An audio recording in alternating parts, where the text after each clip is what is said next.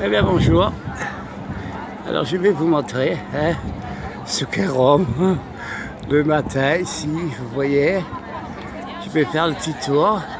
Tout ça ce sont des gens qui font la file pour aller à Saint-Pierre. Vous voyez là, ça va jusque dans le fond là, ça continue là-bas derrière là. Et ça continue, et ça continue. Regardez, il passe par là derrière, là, il remonte ici, et puis ça va, voilà, pour entrer là-bas. Ce sont des milliers et des milliers de gens. C'est incroyable, et encore, c'est pas vraiment la foule comme on dit.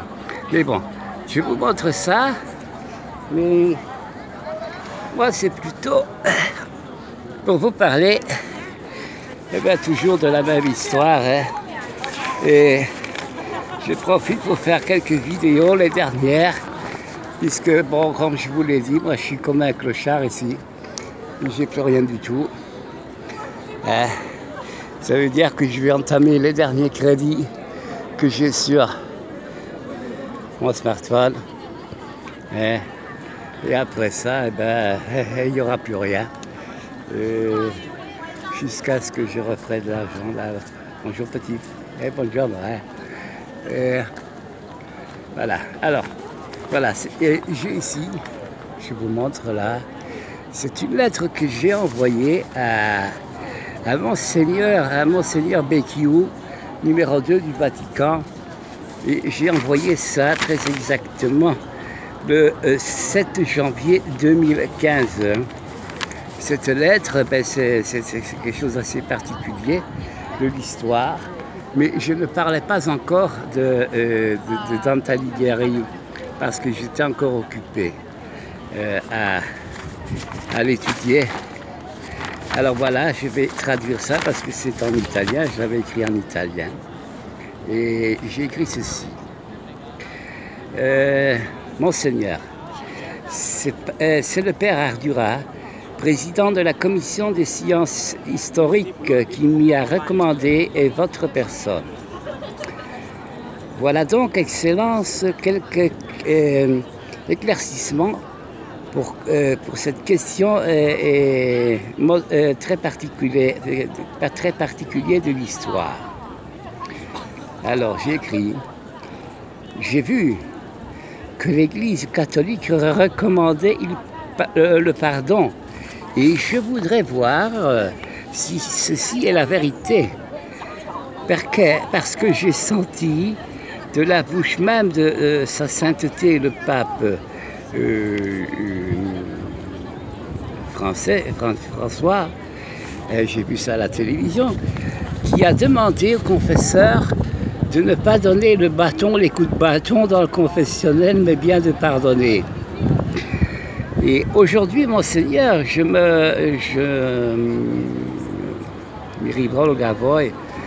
m'adresse à vous, et parce que je ne connais pas le protocole pour rencontrer le papa, pour rencontrer le pape, et pouvoir ainsi faire les excuses et demander le pardon pour tous ceux qui pour fuir, je dis bien tous ceux qui pour fuir un danger contre leur volonté ont fait des choses qu'ils ne pouvaient pas faire. Et j'ai bien marqué que cela vient de la Divine Comédie de Dante Alighieri. Je n'avais pas encore dit tout là-dessus. Demander le pardon pour celui qui aurait mieux fait de dire si je l'ai fait, plutôt que de continuer dans ses intentions, dans ses vœux. Ici, il s'agit bien sûr de Arnaud de Pellegru, d'ailleurs je le marque. Et il s'agit du cardinal Arnaud de Pellegru que le pape Jean XXII a destitué et a enlevé tous les pouvoirs qu'il avait et l'a enfermé dans le palais des papes à Avignon, d'où il a fini sa vie et oublié de tous. Mais la vérité de l'histoire est que ce cardinal a empoisonné le pape Clément V et que celui-ci n'est pas mort d'une tumeur comme il a toujours été raconté. Et tous les cardinaux de cette époque ont trahi le pape Clément V, et tous sans exception, parce qu'ils ont tous été menacés de par les hommes du roi Philippe IV le Bel. Et c'est pour cette raison qu'ils ont eu peur pour leur vie et pour la vie de leurs familiers, de leurs parents, quoi.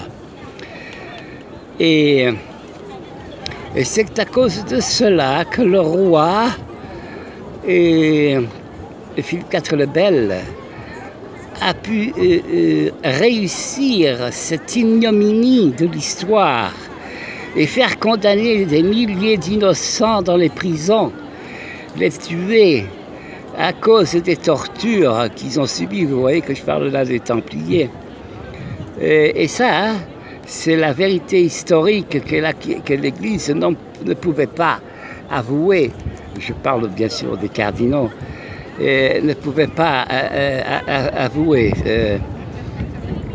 qu'il y a eu tant de morts à cause et grâce à eux, parce que, bon, je ne dis pas, alors, je m'excuse, je le dis encore, j'expliquerai plus tard. Ils ont été eux-mêmes menacés gravement, non seulement eux, leurs personnes, je parle des cardinaux, mais aussi de leur famille, hein, parce que le roi n'a pas hésité un instant de... Dans toutes ces saloperies qu'il a fait contre le peuple, et puis surtout qu'il a mis sa main sur l'Église, vous le savez, avec bien sûr tout ça n'a pas de nom. Alors voilà.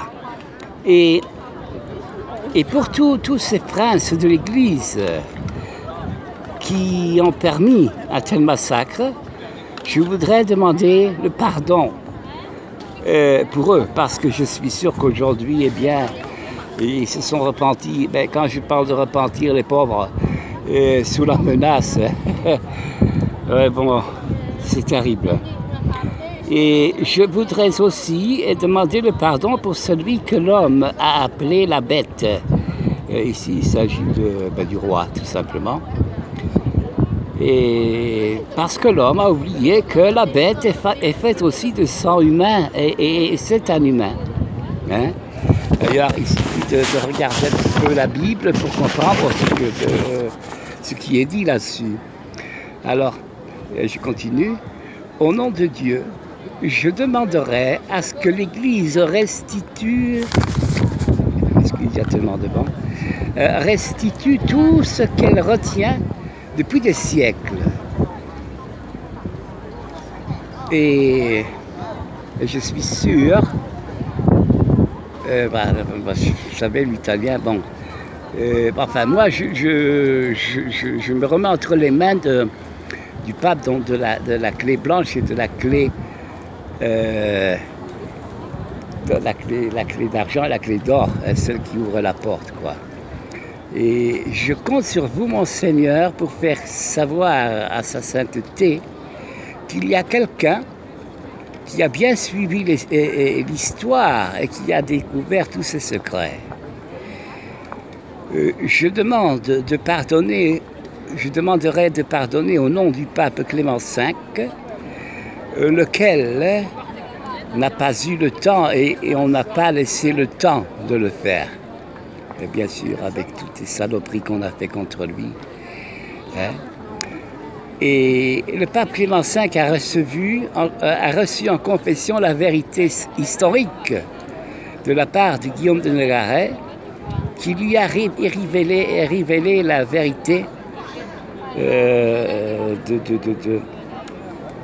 tout ce qui a été fait contre la cour pontificale avec les cardinaux, bien sûr.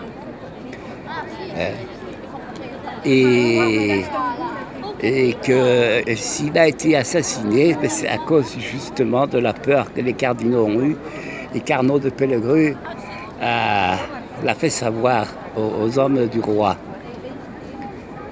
Bien sûr, le pape Clément V a communiqué à tous qu'il a absous tous les péchés de Guillaume de Nogaret. Ça, je vous l'avais déjà expliqué aussi.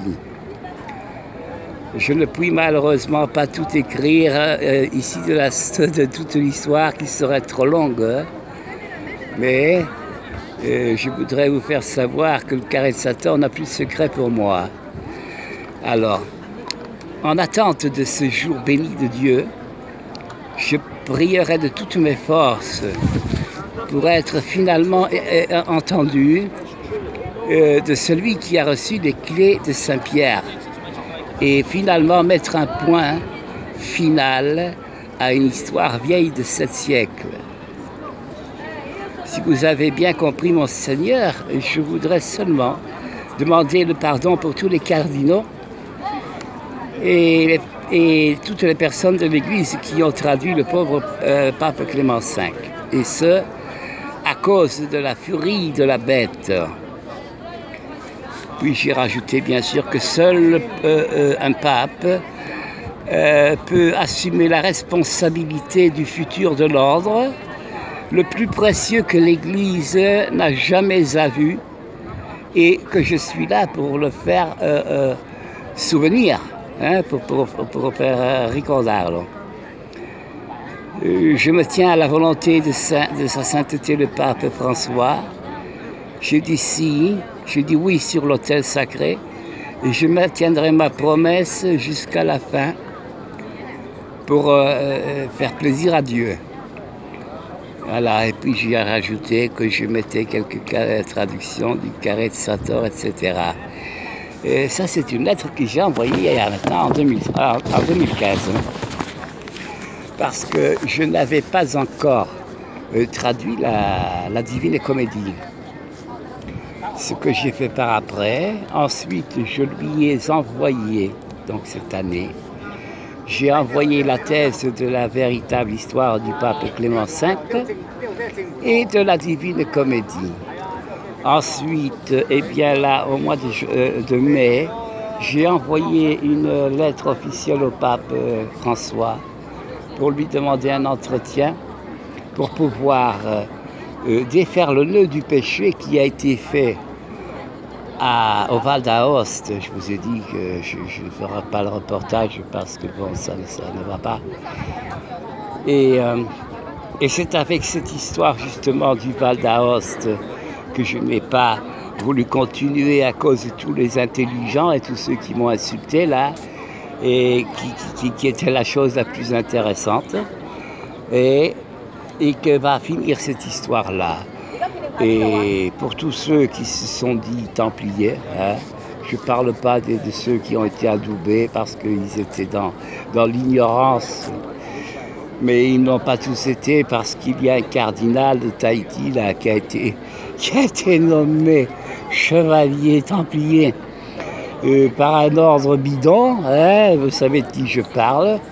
Et lui, quand il a appris la vérité, eh bien, il a écrit gentiment une belle lettre pour dire qu'il se démettait, qu'il ne voulait plus être templier, parce qu'il avait compris le coup de Jarnac.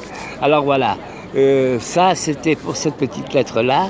Bien sûr, il y a l'autre que j'ai fait officiellement pour sa sainteté, que je dois rechercher dans les documents que j'ai mis sur la carte de mémoire, parce que moi je ne peux pas voyager avec 40 kilos de papier, c'est pas possible. Hein?